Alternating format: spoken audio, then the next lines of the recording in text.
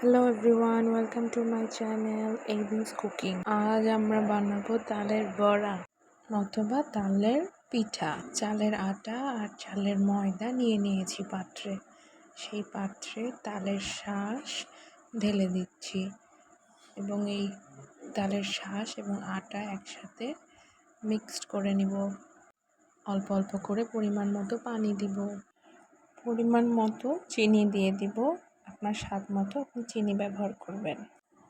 চিনি পরিমাণ মতো মেশানোর পর ব্যাটারটি সুন্দর মতো তৈরি করে নেব। আপনি যদি আরও সফট করতে চান তালের বড়াগুলো, তাহলে হালকা বেকিং পাউডার ব্যবহার করতে পারেন। এরপরে একটি ফ্রাইং প্যানে অথবা কড়াইয়ে তেল দিয়ে নিব।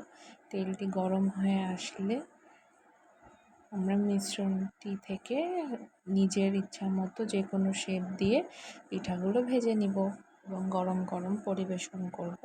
অবশ্যই এটি আস্তে আঁচে ভাজতে হবে, যাতে পিঠার ভিতরের অংশগুলো সুন্দরভাবে সিদ্ধ হয়। বাকি অংশের পিঠাগুলো ভেজে নিব এবং গরম গরম পরিবেশন করব। Thank you.